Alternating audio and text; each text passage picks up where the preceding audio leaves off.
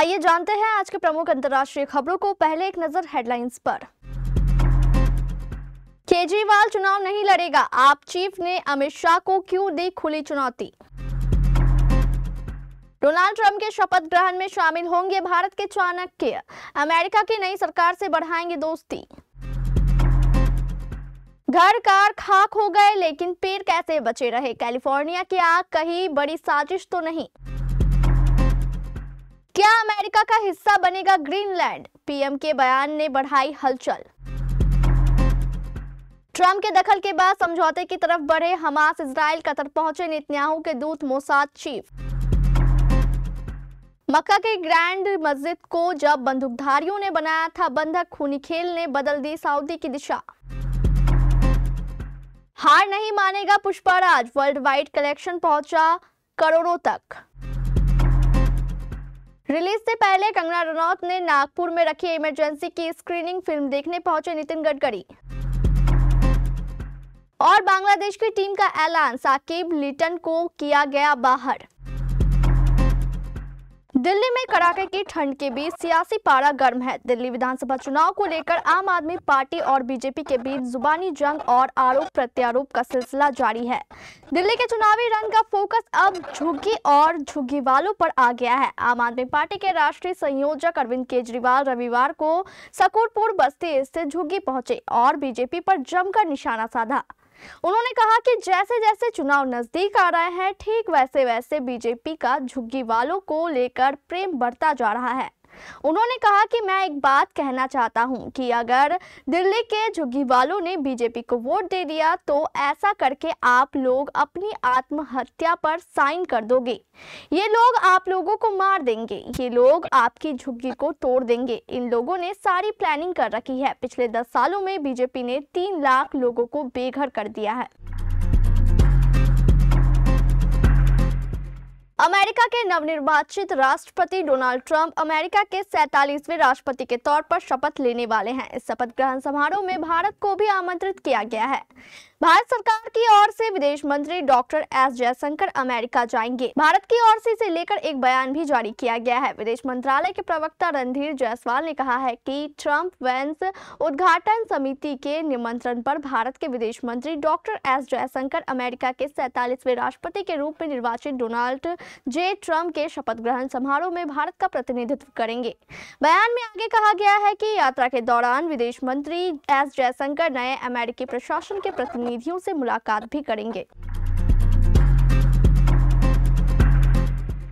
Los Angeles के जंगल की आग तबाही मचा रही है। आग अपने पीछे विनाश के निशान छोड़ रही है, जिसके बाद कॉन्स्पिरेसी थ्योरी भी सोशल मीडिया पर देखने को मिल रही है। सोशल मीडिया पर लोग आग लगने के असामान्य पैटर्न की ओर इशारा कर रहे हैं। खास तौर से लोग घरों के आगे लगे तार के पेड़ों की ओर इशारा कर रहे हैं। उनका कहना है कि घर और कारें पूरी तरह जलकर खाक हो गई, लेकिन ये तार के पेड़ भला कैसे सुरक्षित रहे। आग लगने को लेकर भी सवाल उठ रहे हैं, क्या ये जानबूझकर तो नहीं शुरू हो गई है? क्योंकि ऐसी भी खबर है कि कैलिफोर्निया की इंश्योरेंस कंपनी फार्म इंश्योरेंस ने पैसिफिक पैलिसेड क्षेत्र के सैकड़ों घरों की पॉलिसियां रद्द कर दी थी। अमेरिका के नवनिर्वाचित राष्ट्रपति डोनाल्ड ट्रंप ग्रीनलैंड पर अमेरिकी नियंत्रण की इच्छा जाहिर कर चुके हैं। ट्रंप के इस बयान पर काफी हंगामा जारी है। अब ग्रीनलैंड के प्रधानमंत्री के ताजा बयान ने हलचल बढ़ा दी है।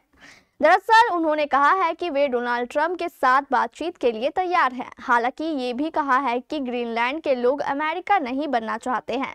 ग्रीनलैंड के प्रधानमंत्री म्यूट एच ने शुक्रवार को डेनमार्क के कोपेनहेगन में एक प्रेस वार्ता को संबोधित किया। इस दौरान उनके साथ डेनमार्क की प्रधानमंत्री मैटे फ्रेडरिक्सन भी मौजूद थी। गाजा पट्टी में जारी जंग बहुत जल्द थम सकती है। हमास और इजराइल के बीच सीजफायर की कोशिशें तेज हो गई है। 20 जनवरी को अमेरिकी राष्ट्रपति डोनाल्ड ट्रंप के शपथ ग्रहण समारोह से पहले दोनों के बीच संघर्ष विराम हो सकता है। इसके लिए इजराइल के प्रधानमंत्री बेंजामिन नेतन्याहू ने अपने खास दूत कतर भेजे हैं। समझौते की शर्तों पर बातचीत के लिए खुफिया एजेंसी मोसाद के चीफ डेविड बार्निया और शीन बेट प्रमुख रोनिन बार वहां पहुंच चुके हैं। अमेरिका के नवनिर्वाचित राष्ट्रपति डोनाल्ड ट्रंप ने कुछ दिन पहले हमास को इजरायली बंधकों को रिहा करने की चेतावनी दी थी। उन्होंने कहा था कि उनके शपथ ग्रहण समारोह से पहले हमास हर हाल में बंधकों को छोड़ दे, वरना उसको बुरा अंजाम भुगतना पड़ेगा।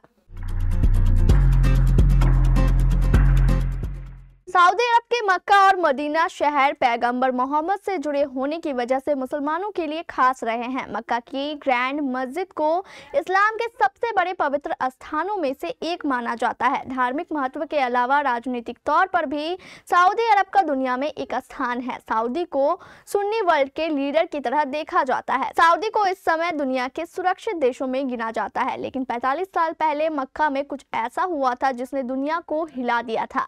साल 1989 में 20 नवंबर को जुहैमान अल उतैबी के नेतृत्व में हथियारबंद लोगों ने ग्रैंड मस्जिद पर कब्जा कर लिया था। करीब 2 हफ्ते तक मस्जिद में भयावह खून खराबा चला था। इस घटना को सऊदी की दिशा बदल देने वाली माना जाता है। ये सऊदी अरब में सामाजिक और धार्मिक बदलावों का कारण भी बना।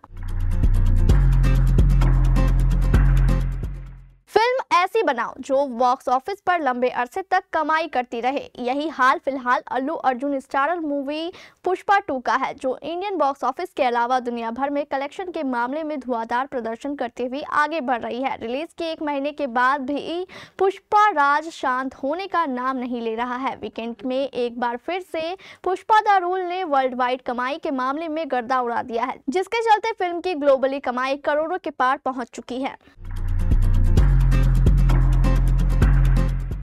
एक्ट्रेस कंगना रनौत की फिल्म इमरजेंसी बहुत जल्द ही सिनेमाघरों में आएगी। इस फिल्म की रिलीज को लेकर बॉलीवुड में पंगा गर्ल के नाम से मशहूर एक्ट्रेस एक्साइटेड भी है। इन दिनों वह फिल्म के प्रमोशन में बिजी चल रही है। इस बीच नागपुर में उनकी मोस्ट अवेटेड फिल्म की स्क्रीनिंग रखी गई। रिलीज से पहले ही फिल्म देखने केंद्रीय मंत्री नितिन गडकरी पहुंचे।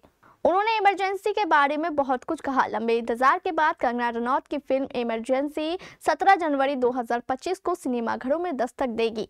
इसमें उन्होंने देश के पूर्व प्रधानमंत्री इंदिरा गांधी का किरदार निभाया है। फिल्म साल 1975 में लगाए गए आपातकाल की घटना को दिखाती है। हाल ही में कंगना रनौत ने नितिन गडकरी के साथ कुछ तस्वीरें शेयर की। इसमें उनके साथ अनुपम खेर भी नजर आए। चैंपियंस ट्रॉफी के लिए रविवार को बांग्लादेश की टीम का ऐलान हो गया है। इस टीम की अगुवाई नजमुल हुसैन शांतो करेंगे। वहीं इस टीम में दिग्गज ऑलराउंडर साकिब अल हसन को जगह नहीं दी गई है। हाल ही में उनका गेंदबाजी एक्शन संदिग्ध पाया गया था। अब जब तक वह आईसीसी के सामने गेंदबाजी एक्शन को साबित नहीं करते, तब तक वह गेंदबाजी नहीं कर सकेंगे। 37 वर्षीय इस गेंदबाज को चेन्नई के Ramchandra centre for sports science में आयोजित जांच में मिले नाम के आधार पर इंग्लैंड और वेल्स क्रिकेट बोर्ड के अधिकार क्षेत्र के तहत प्रतियोगिताओं में गेंदबाजी करने से निलंबित कर दिया गया है।